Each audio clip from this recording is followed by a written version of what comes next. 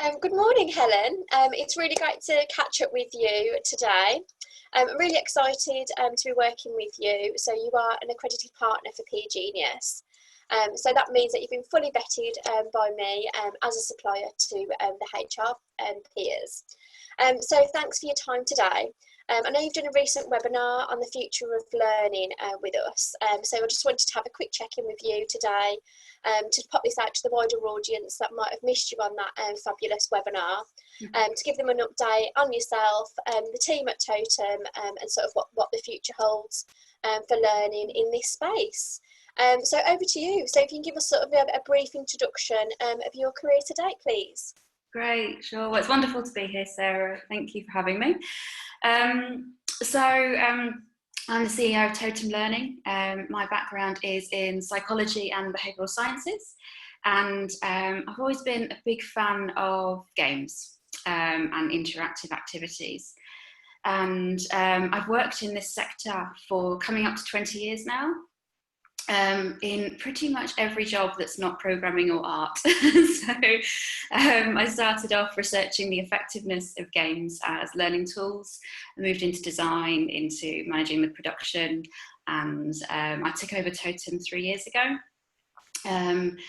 I was one of the founders of the company. We're in our 8th year, but unfortunately 3 years ago our founder, CEO Richard, passed away really suddenly, but I'm very proud to continue on his legacy and continue on the vision that we both had from day one.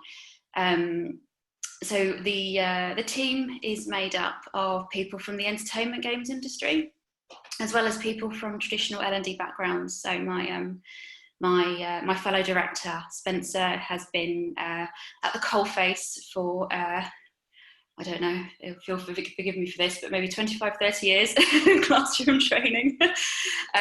So, you know, we exist to bring those two worlds together to help L&D move into, I suppose, the future of learning, as we're going to talk about. Yeah, brilliant. I think that's great from sort of the two founders that you have got that blend as well, as a mix of sort of leading the business forward. So that sounds really exciting. And when I think of like gamification, VR, that simulation, I do feel like it's like really far in advance. And I know from the training and inductions that I've had in the corporate world has been nowhere near that. So can you talk us through sort of what that looks like currently and the services that you provide? Yes, of course. Yeah, it can seem quite futuristic, can't it, when we talk about virtual reality, augmented reality, and when you think about films such as Ready Player One, you know, which is all about virtual reality, it's very futuristic. But really, the work that we do is about taking the technology out of it, first off, and thinking about the human and how we can help them move forward with their needs. So yes, we do augmented reality, virtual reality, gamification and simulations. We also do some e-learning, but what we always do is try and use what we know about why games are so motivating and effective and bring that into the e-learning courses as well. And we work across multiple sectors, but primarily focus on corporate training, healthcare and engineering. But I think it's just worth reiterating that for us, it's not about the technology, it's about the need, about the individual, about the business or the organisation and the culture, and what's the right way to help someone move forward. What's the best way of helping them move more quickly forward to where they want to be. And, you know, sometimes technology isn't the answer, but technology can be great for either putting you into situations that are difficult to do in a different way, such as training in an enclosed space, something like that, which is quite dangerous to do in the real world. Fire evacuation takes a lot of people, a lot of time. And so it's about, leveraging technology where it can make most impact. Yeah, okay, that's brilliant.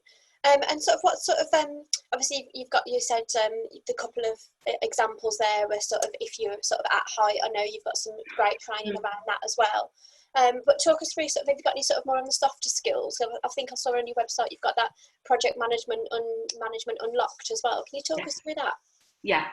So we always try and put some soft skills training into everything that we do. So even when we did an an audit game for one of the big five. There was a lot of soft skills training in that, because that's really critical to everyday life, isn't it? We can't get through life without those soft skills. And so, yeah, it's we've done some work on project management, on how you talk to people to get the best out of them, because that's a key skill of a project manager. But also we're doing some training at the moment around some mental health awareness within the healthcare setting. And that's really focusing on helping people, I suppose, overcome the fear around having conversations around mental health, because we all have it. we all need to think about it, and we should all be prepared to have a conversation and then know what to do if we think there needs to be a follow-up. So role play as part of game design is, you've probably seen lots and lots of games with character interactions. You've got branching paths you can explore, but the key thing about it is that it's safe. You don't have to do it in real life, and you're not stood up in front of a classroom of other people who you might feel are judging you and your responses, which can cause quite a lot of anxiety. And so it's a really safe way just to explore concepts, and you might not get it right, but that's a great way to learn about the consequences of those choices and then try again. And that's what, learning, let's repeat, let's try, let's embed it. And the reason why characters work really well is you create quite a strong emotional connection to the content and the character. So we've had some of our clients and learners, they've asked, they would love to take some of our characters out for drinks, for example, and get to know them a bit more. So that's when you've really made that connection. Yeah. So yeah. Brilliant. They passed the beer test then, that's all. That's right. I think that's really interesting, because I think role play is something that I really fear, and so when I'm doing that from a learning point of view, I'm not focused on the learning and what the outcome is for me. Right. I'm focused on, oh my God, I'm nervous, I'm scared, like you said, I'm in front of my colleagues, I'm going to make a fool of myself, but like you said, it's in that safe environment. Right. I can almost be like the avatar of me, is like, this is me, sort of that learning, which is fantastic.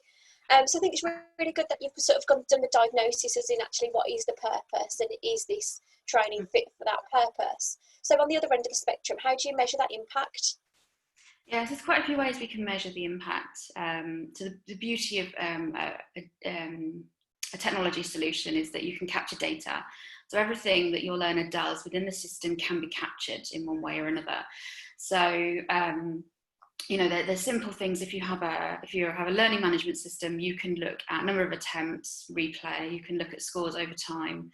If you have something a little bit more sophisticated, you can look at things like the choices the learners made and how they adjusted their behaviour in light of those choices. And I think it's. Jeez, I've got a call coming through. Let me just cancel that. Enjoy the live interviews. And for us, it's about a ripple effect as well. It's not just about one learning intervention. We need to start thinking about learning as a whole experience for the lifetime of that employee or that learner. And for us, we've got a big driver for our business of helping people fall in love with learning again. And that it has a reputation, doesn't it? Oh God, I've got to do another learning course, I've got to do another compliance e-learning, something like that. And it doesn't have to be that way. There's always a reason behind why these courses exist. And that reason genuinely is, we'll have excitement to it. There'll be real life consequences that we really need to understand. And it's about using those and making learning exciting and engaging. And if you can do that and help people love learning, they're going to want to explore, they're going to look at other content, they're going to pass that information on to other people within the business, and then have that bigger impact. So but certainly you can capture so much data from games and track how a person's responses evolve over time. That's the key way. And I think that's really interesting, because obviously with L&D, heartbreaks, it always seems to be the first place that gets cutbacks, or we're seeing quite a lot of redundancies in the L&D space now. So I think having that data approach to it, and we're talking quite a lot around data as a P Genius network, is that, like you said, we're going back to right where the purpose is, what impact do we want to have, and then obviously we can sort of work backwards in order to make sure we're measuring that. I know you've done another article around sort of the impact on the engagement as well. Can you talk us a bit around that as well? Yeah. So games are incredibly engaging. We can see that from the world of entertainment games. They are the most popular entertainment medium out there. They make more, as the games industry makes more money than Hollywood and the film industry, and worldwide.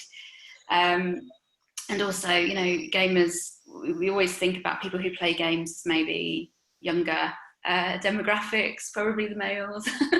But actually, if we look at something like mobile gaming, then women make up a large proportion of that space. And it's about thinking about I suppose how that person is going to then interact with that content, and how we can use which engaging game mechanic we can use to reach that person. And so we know from our own data that we capture people play our games between 4 and 8 times. So we know that they're engaging the users from a content perspective, and people really want to get a good score. They want to explore paths. They want to fully understand the content. And I've yet to see an e-learning course that has been 4 to 8 replays. I think e-learning has its place, absolutely, but if you're looking at something engaging, then you really need to grab a learner's imagination. You need to give them a challenge and show them the consequences of their own choices, because that's really powerful, and that's what's missing from a lot of L&D. Yeah.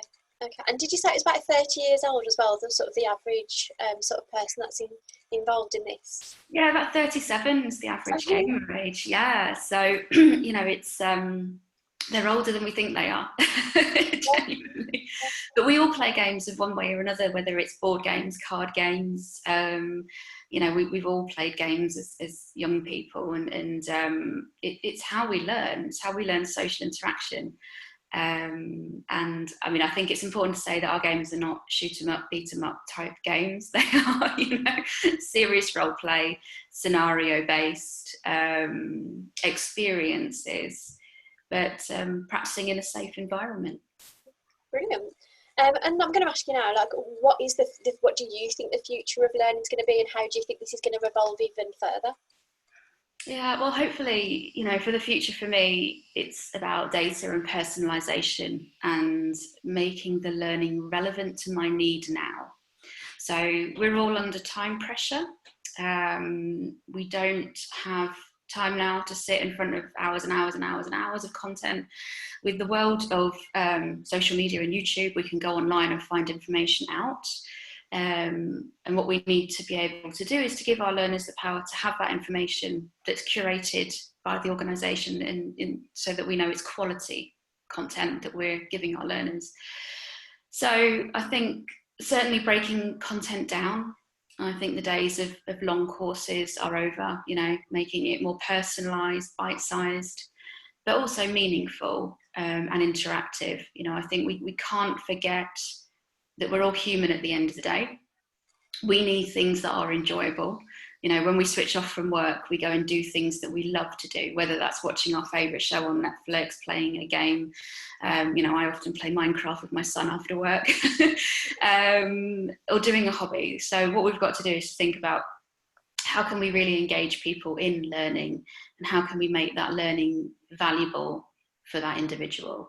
And I think certainly through something that's interactive, user-friendly, and scenario-driven. I think that's very important, especially in our post-COVID world, where we can't necessarily do the same on-the-job training that we used to do from our own living rooms now. How on earth do we simulate an awful lot of our world of work from home? So. Yeah. It's going to be a big challenge, isn't it? And I think as well that what's coming through is like that human approach to it, even though it is obviously a lot of technology. And I think we are social beings. So on the games that you've got as well, is there like league tables so you can see what colleagues are doing and have that interaction in that arena as well?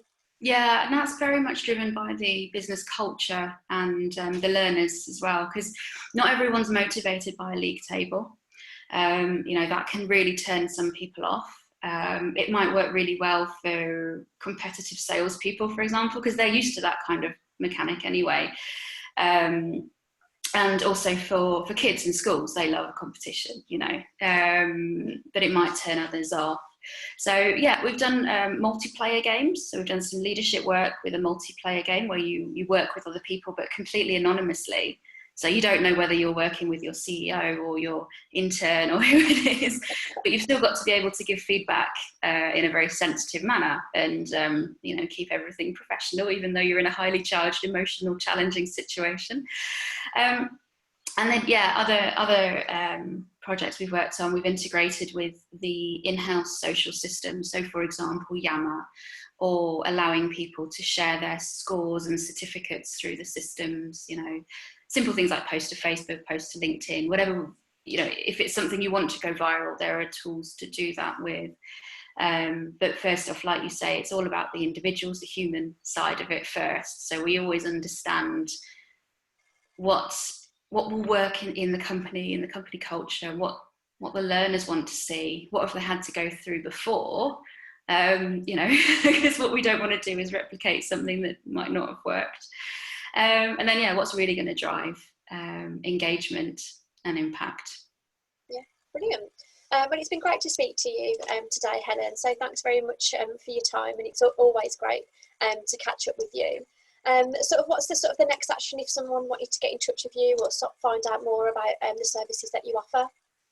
Yeah, absolutely. I think the best thing to do would be to drop me a line. So my email is helen@totemlearning.com, or you can connect to me on LinkedIn under Helen Routledge, or pick up the phone. Number is 02476 555 904. And let's just get in touch, have a conversation. Nothing bad will happen from a conversation, and just explore it together. We offer, consultancy services where if you just want to explore an idea, you can do that at very little risk. And often the next stage is creating a proof of concept, because we understand we don't want to take risk on, and organisations don't want to take risk on, especially at this time. So baby steps, all about baby steps at this time. Yeah, brilliant. That's great then, Helen. So I'll speak to you soon, and thanks very much for your time. Thanks. Take care. Take care. Bye. Bye.